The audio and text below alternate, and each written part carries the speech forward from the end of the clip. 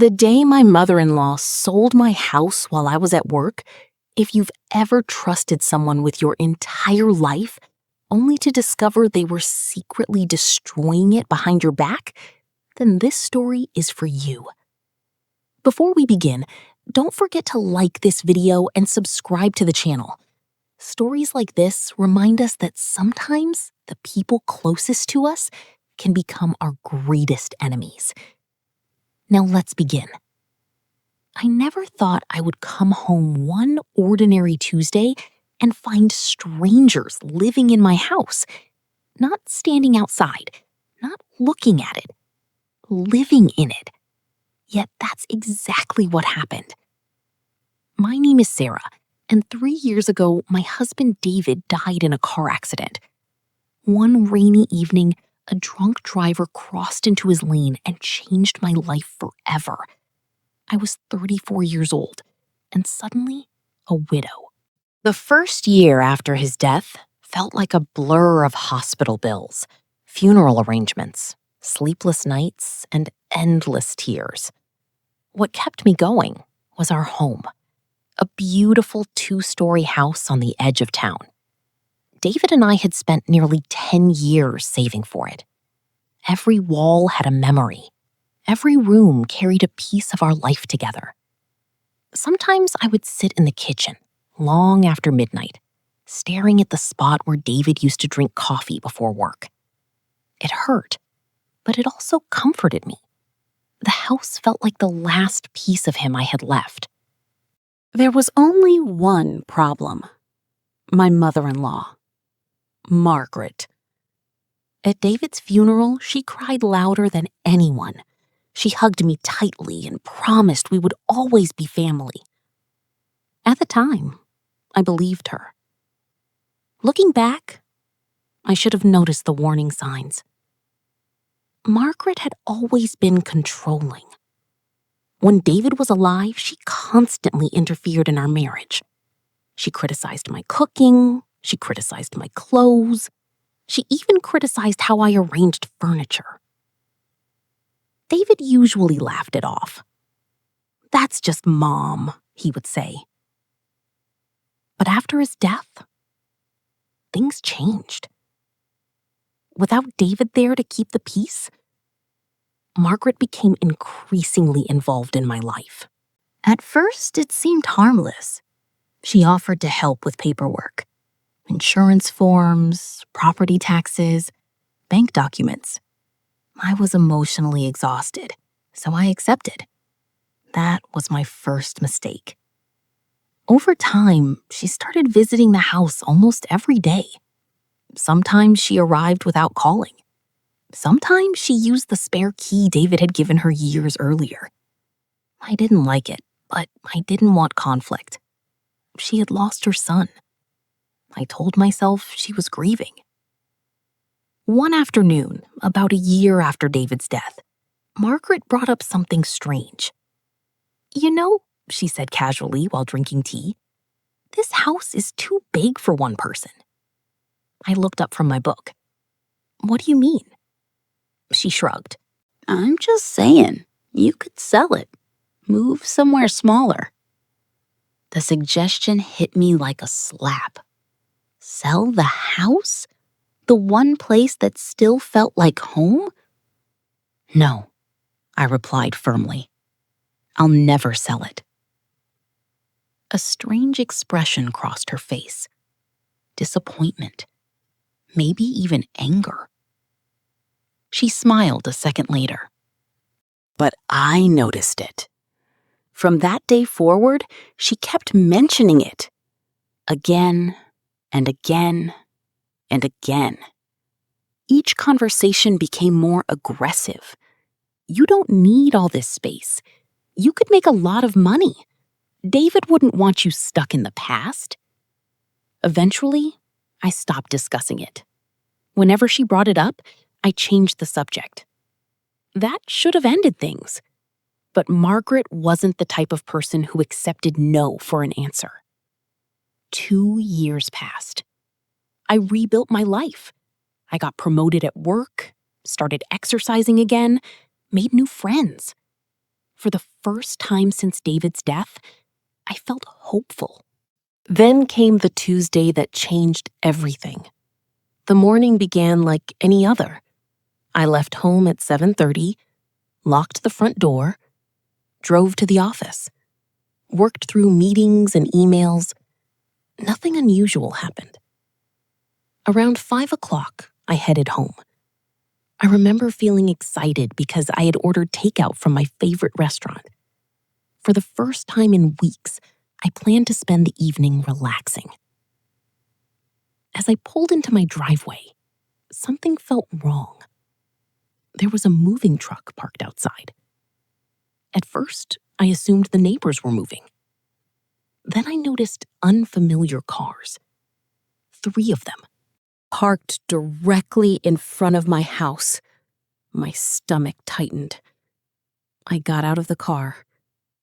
The front door was open. I froze.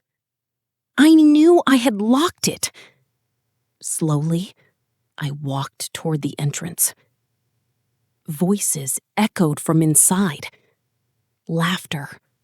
Conversation. The sound of furniture being moved. My heart began pounding.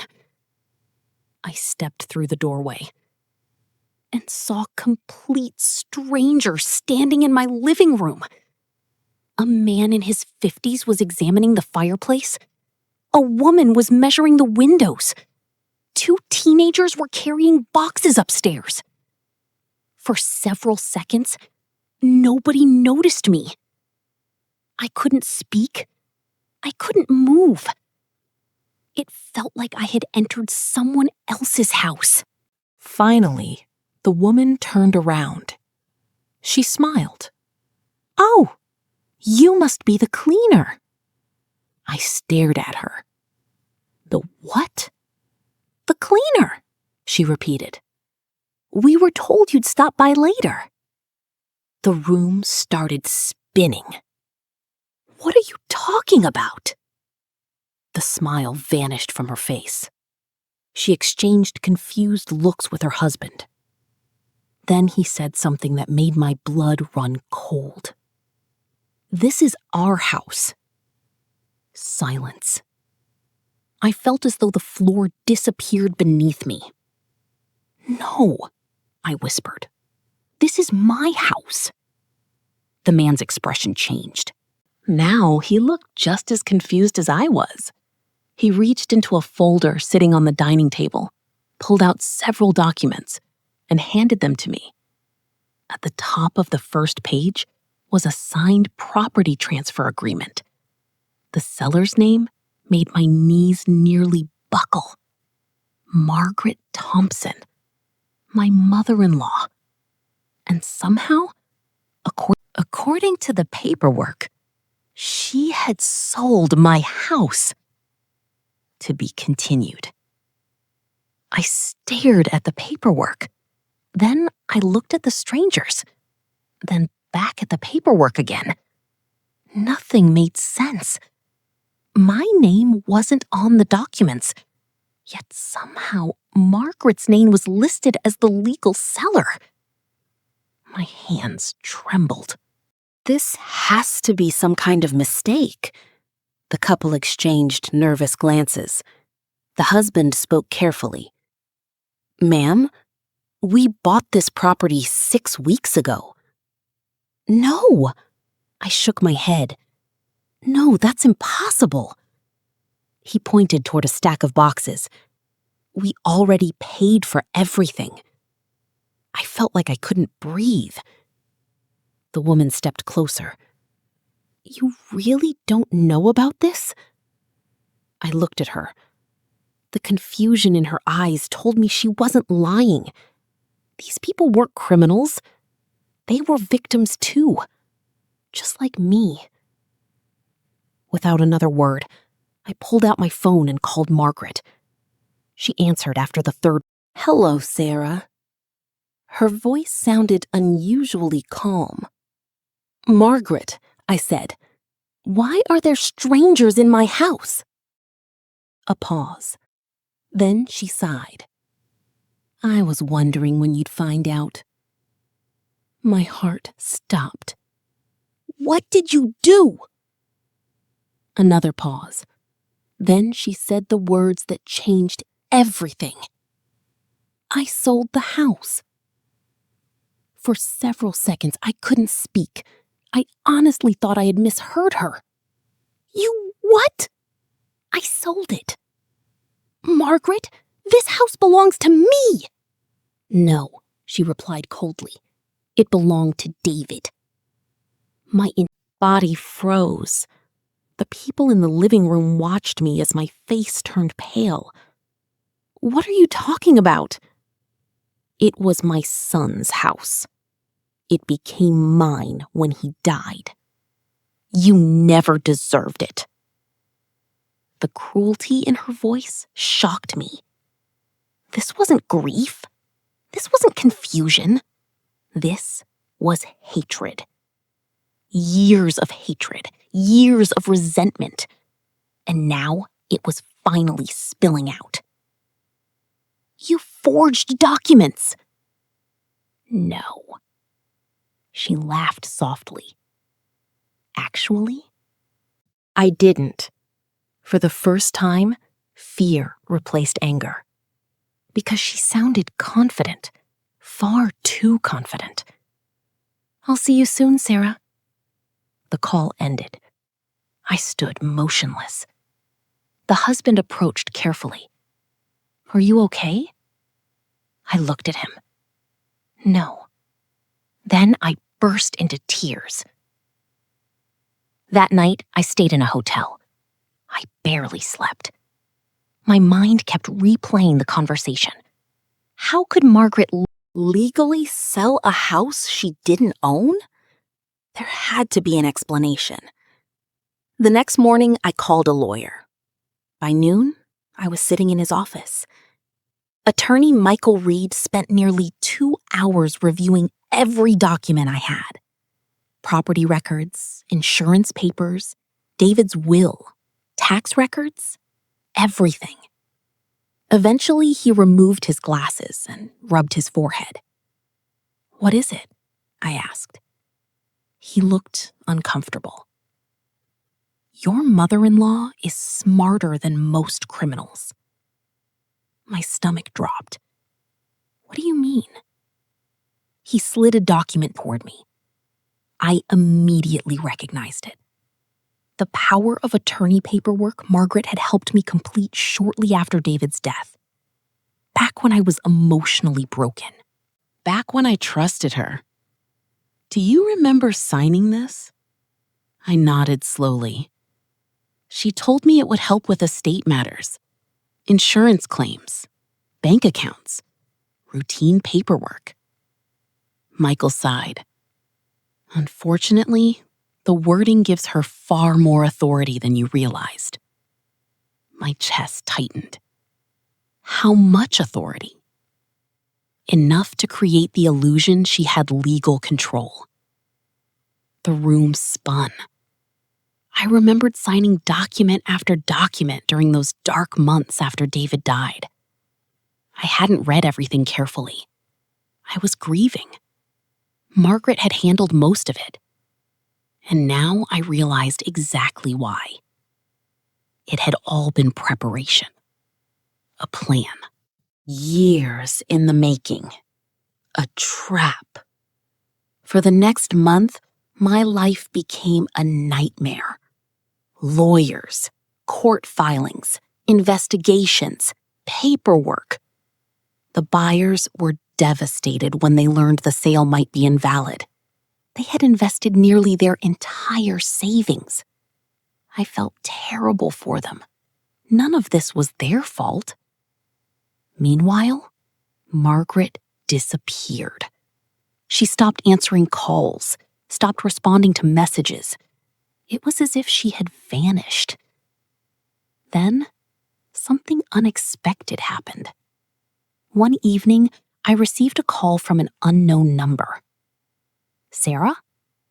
Yes? It's Jennifer. The name sounded familiar. Then I remembered. Jennifer was David's cousin. We hadn't spoken in years. I think I know why Margaret did this. My heart raced. What do you mean? Jennifer hesitated. There's something David never wanted you to know. I sat down immediately. What? A long silence followed. Then she said, Margaret has massive gambling debts.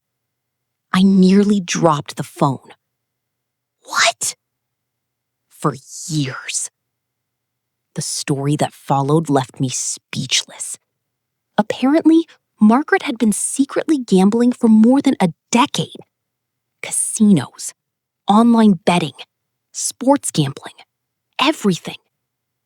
After David died, things got worse. Much worse. She lost hundreds of thousands of dollars. Money she didn't have. Money she borrowed. Money dangerous people expected her to repay. Suddenly, everything made sense. The obsession with selling the house, the constant pressure, the arguments, the manipulation. She wasn't trying to help me move on. She needed money, desperately. And my house had become her target.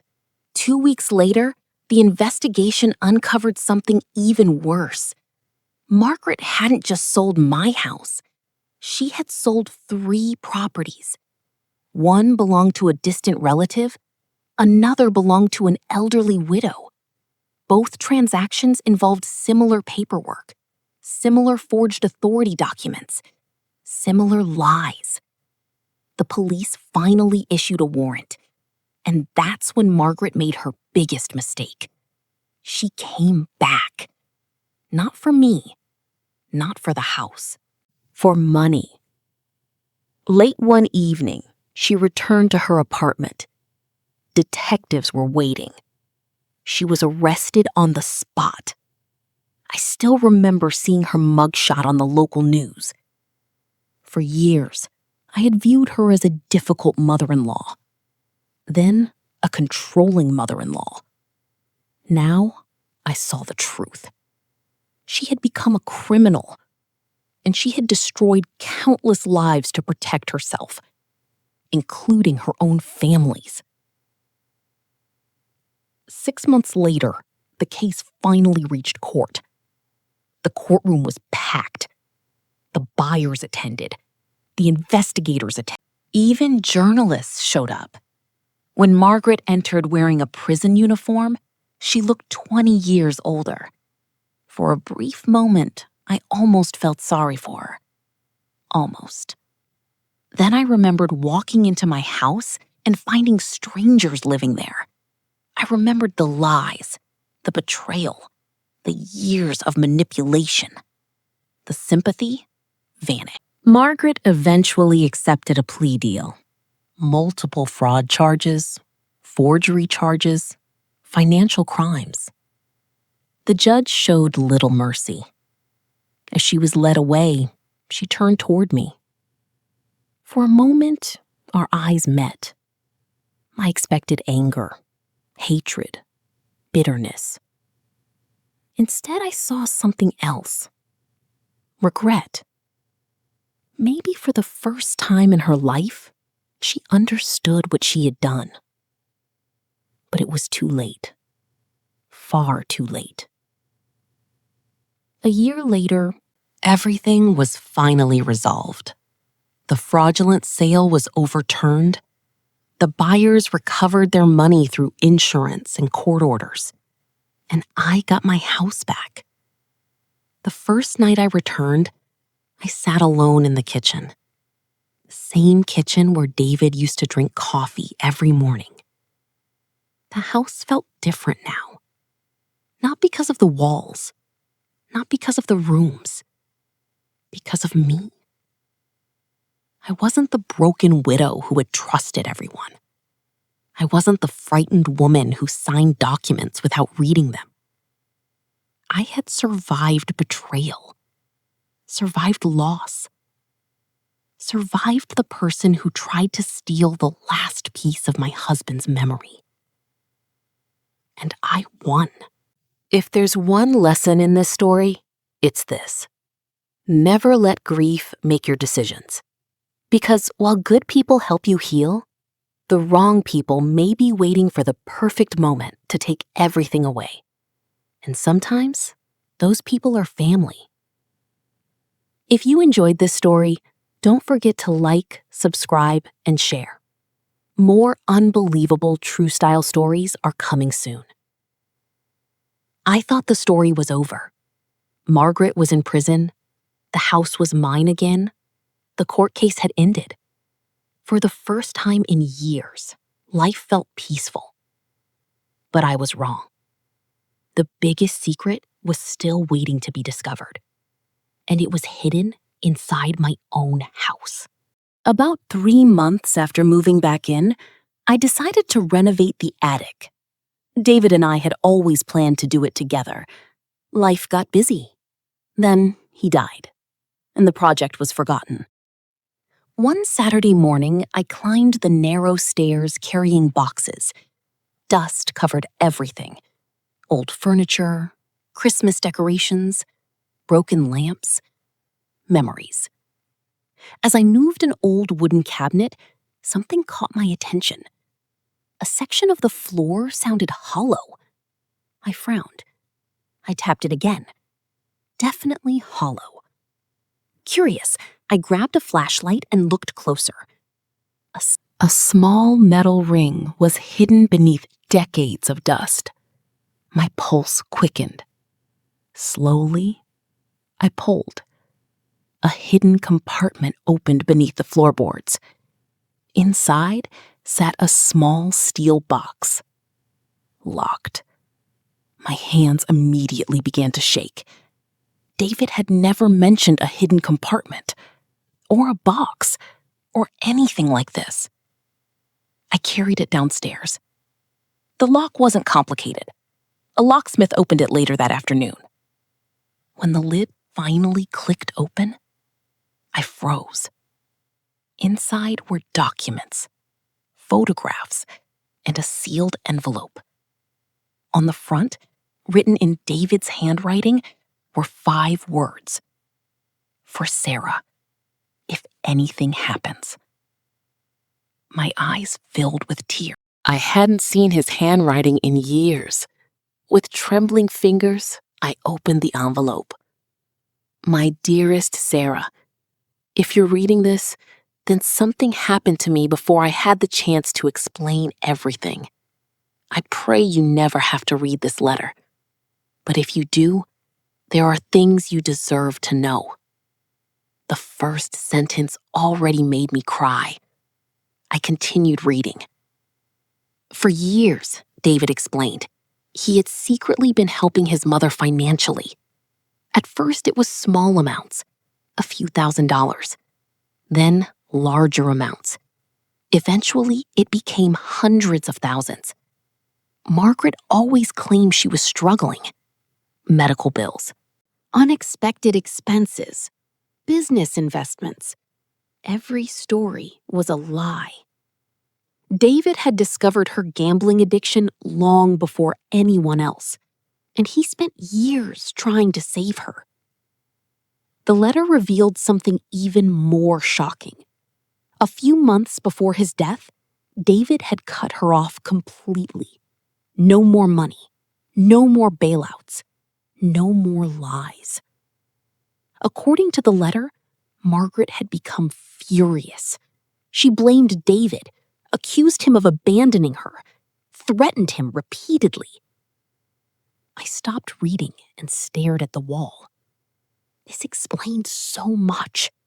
The anger, the resentment, the obsession with the house. But the letter wasn't finished, not even close. The next page contained information that left me speechless. David had secretly established a trust, a legal trust, and my name was the sole beneficiary. Not Margaret, not any other relative, just me. Attached were copies of documents, property records, investment accounts, insurance information. David had spent years protecting our future, even after his death. And then I saw one final sentence. If my mother ever attempts to take the house, contact attorney Robert Hayes immediately. He knows everything. I nearly dropped the papers. David had anticipated this years before it happened. Somehow, he knew his mother might eventually target the property. I couldn't believe it. The next Monday, I called the attorney. To my surprise, he answered immediately. "I've been wondering when you'd call," he said. Robert Hayes was retired now, 72 years old, sharp as ever. When I showed him the letter, he smiled sadly. David was a good man. "You knew about this?" "Yes." "Why didn't you contact me?" His expression darkened. David gave very specific instructions. Apparently, David had suspected that Margaret might try something after his death. Not immediately, but eventually. He knew her gambling problems were spiraling out of control. He feared she would become desperate. Exactly what happened. Then, Robert revealed something I never expected. Margaret hadn't only stolen from me, she had stolen from David. Repeatedly. For years. Using his identity, opening credit accounts, forging signatures, taking loans. Every time David discovered it, he quietly paid the debts to avoid public scandal. I sat there in complete disbelief. The mother he spent his life protecting had been exploiting him all along. Several weeks later, another surprise arrived. A court administrator contacted me. There had been a financial review connected to Margaret's criminal case. Investigators discovered hidden assets, bank accounts nobody knew existed, properties purchased under fake names, money hidden overseas. The total amount exceeded $2 million. $2 million! Even the investigators were shocked. Margaret had spent years secretly moving money while pretending to be broke. Because many of the funds were linked to fraud against David and other victims, courts ordered restitution. Months later, I received compensation from the recovered assets. Not enough to erase everything that happened, but enough to close that painful chapter forever. One evening, nearly 2 years after the arrest, I visited David's grave. The sun was setting. The cemetery was quiet. I sat beside the headstone and told him everything. The trial, the house, the hidden box, the letter. For the first time since his death, I felt peace. Real peace. Not because justice had been served. Not because I got the house back. Because I finally understood something. David had spent his entire life protecting people. Even after he was gone, he was still protecting me. The hidden compartment, the trust, the attorney, the letter. All of it was his final gift, his final act of love. As I stood to leave, a gentle breeze moved through the trees. Maybe it was coincidence. Maybe not. But for the first time in years, I smiled. And as I walked away, I realized something. Margaret had spent years trying to take away the last piece of David I had left. Yet in the end, she failed. Because the most valuable thing he left behind was never the house. It was the proof that I had been loved. Completely, deeply, and forever. The end. If this story touched your heart, Don't forget to like, subscribe, and turn on notifications. New emotional stories with shocking twists are coming soon.